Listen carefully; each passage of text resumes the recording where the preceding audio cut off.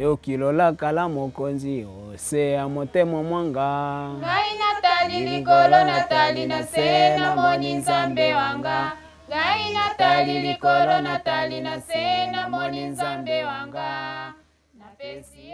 Esta vez nuestro viaje misionero nos lleva al noreste de la República Democrática del Congo, específicamente al distrito de Alto Huele, cuya capital es Isiro, antes conocida como Provincia Oriental.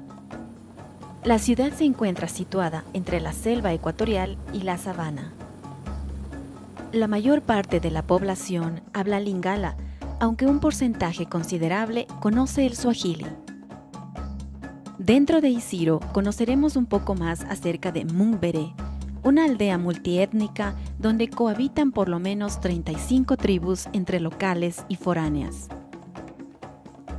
Entre estas tribus están los pigmeos, término de origen griego usado para referirse a grupos humanos, cazadores-recolectores que viven en las selvas ecuatoriales africanas y que se caracterizan por su baja estatura.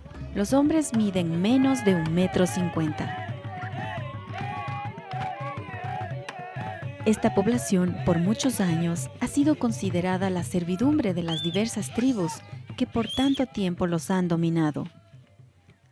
También conoceremos acerca de la misión comboniana, que con su labor ha logrado cambiar la perspectiva de este pueblo explotado y que además los ha insertado en proyectos de salud y educación. Yo llegué al Congo en 1972, esto es, hace 42 años. Exactamente en enero de 1973 llegué aquí a Mumbere como mi primera misión. La situación que vivíamos entonces estaba bajo la dirección de Mobutu, del Partido Único. La vigilancia era intensa a través de capataces que se llamaban Kandere. Ellos controlaban todo. Eran personas que no tenían ningún valor intelectual, ninguna preparación, ni siquiera humana, pero causaban miedo a la gente, la metían en problemas. De manera particular nos acusaban a nosotros los sacerdotes o venían a la iglesia para escuchar lo que decíamos y referir a las autoridades políticas, quienes estrangulaban un poquito a la gente y querían dominarlo todo. Por lo tanto, no existía una verdadera libertad. Aquí en Mumbere había, sin embargo, un desarrollo que se apoyaba en las plantaciones. Aquí había por lo menos 35 plantaciones que agrupaban a muchísima gente. Los patronos siempre, entre comillas, delegados del Estado, habían contratado a la población para tener la mano de obra. De modo que había gente que venía del sudeste del Congo, de todas partes del mundo. En realidad, Mumbere es una aldea, digamos, multiétnica. Hay por lo menos 35 tribus. Esto pues ayuda a la población a tener un clima más abierto para ayudarse recíprocamente y evitar el aislamiento como por ejemplo Aisiro, Auamba, Rongu, que son monotribales y entonces la situación es más cerrada. Aquí en cambio hay mucha más apertura precisamente por esta capacidad multiétnica. Y parte de este abanico de tribus son los pigmeos, gente que según palabras del padre Franco ya existía desde hace 3.000 a 4.000 años antes de Cristo, en la época de los faraones de Egipto, quienes los compraban como esclavos y los obligaban a trabajar como sirvientes. Se los usaba también para divertir a la gente, en especial en la danza, pues eran excelentes bailarines. Actualmente son el último escalón en la cadena de servicio.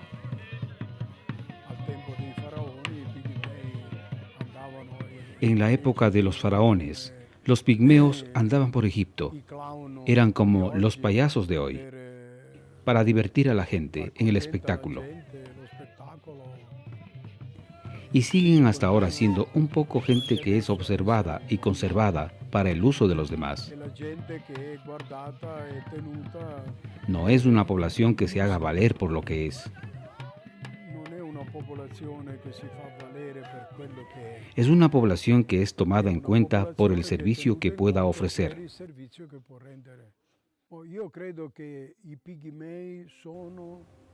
Yo creo que los pigmeos son los verdaderos autóctonos de esta tierra. O sea, a partir del Camerún, con una diagonal que corta el África hasta Ruanda y Burundi. Estas son las selvas principales más densas que no fueron tocadas por la colonización. Eran los lugares naturales de los pigmeos. Otros pueblos, esta es la historia, vinieron a dominar desde el norte los Lotisi,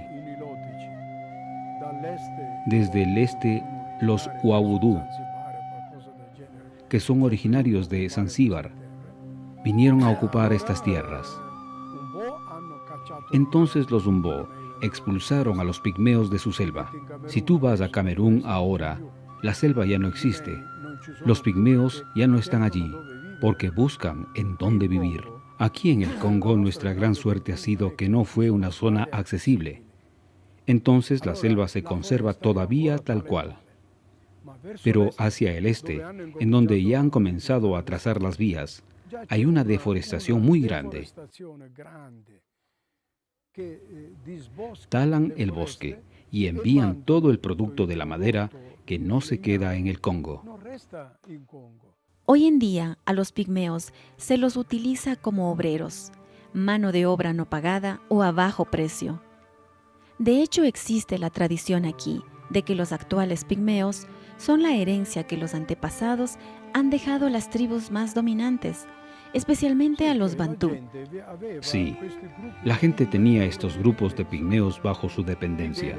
Vivían, comían al servicio del patrón. El patrón los mantenía, pero ejecutaban todo trabajo que requerían estos patronos.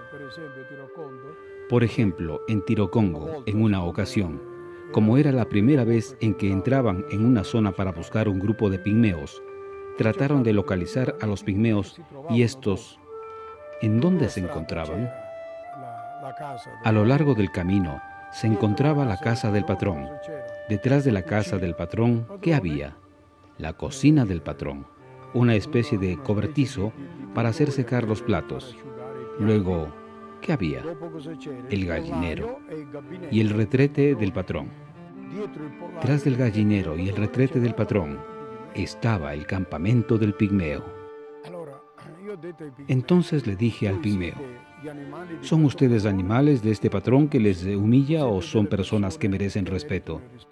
Si son personas que merecen respeto, ¿por qué no salen afuera, lejos del retrete, lejos del gallinero del patrón, y se colocan cerca del camino, en donde puedan construir sus casitas, sus campamentos, a la vista de la gente, sin esconderse de nadie? En el campo que es trabajado por los pigmeos y que es el campo del patrón, sacan la yuca y comen. Van a romper el puntú o maíz y comen. Van a cortar un racimo de plátanos y comen. Pero comen siempre como gente que es de la familia del patrón. Pero no tendrán nunca ni libertad ni progreso.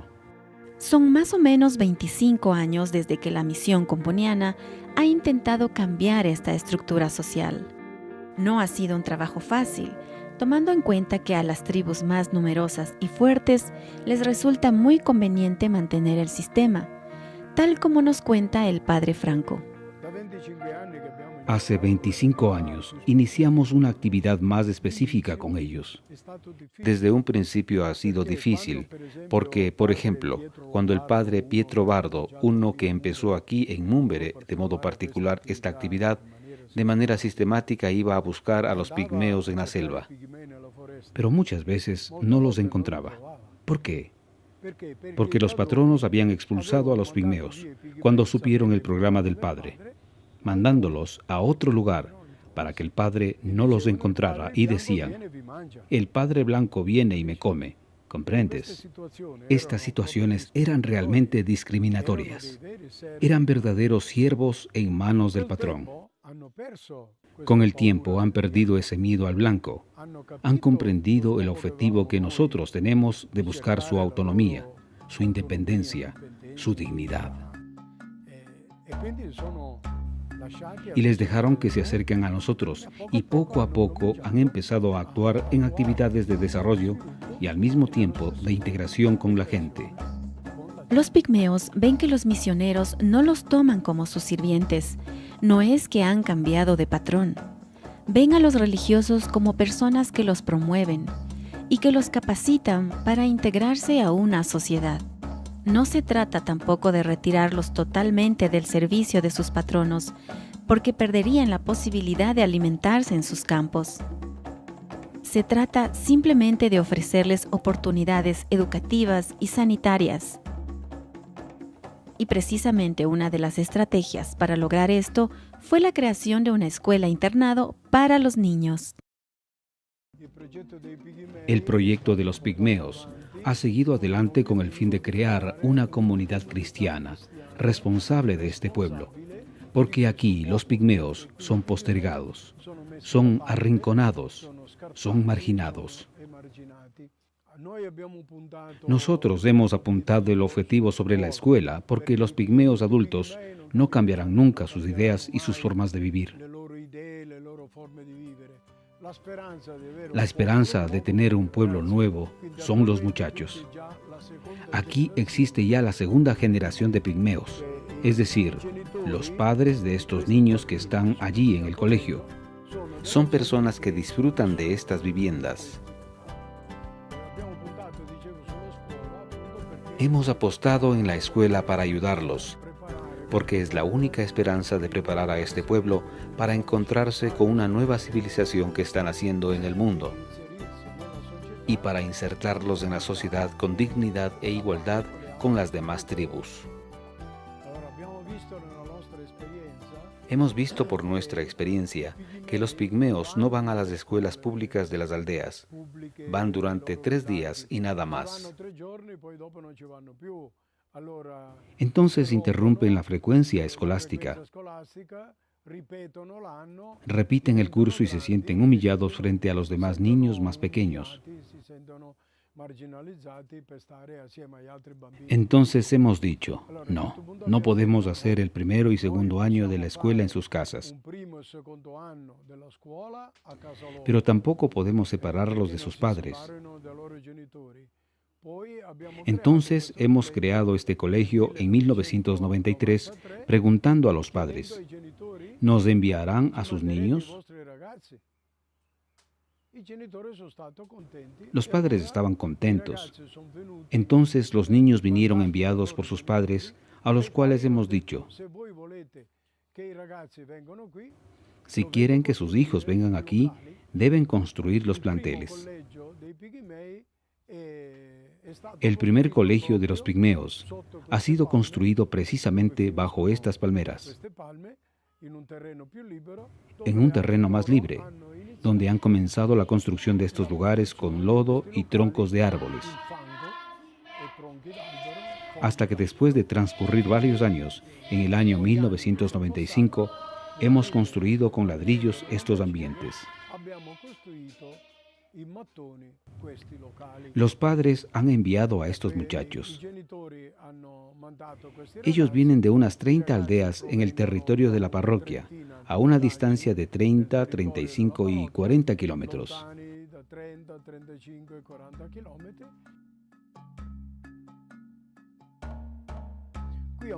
Aquí en Mumbere, tú has visto un pigmeo que es maestro, o un maestro pigmeo. Tenemos otros 2 maestros pigmeos que están en Muamba. Así la escuela ha dado frutos para poder lograr, digamos, que los pigmeos puedan comprender. Pero no puedo poner el evangelio en manos de los pigmeos, porque no hay quien sepa leer.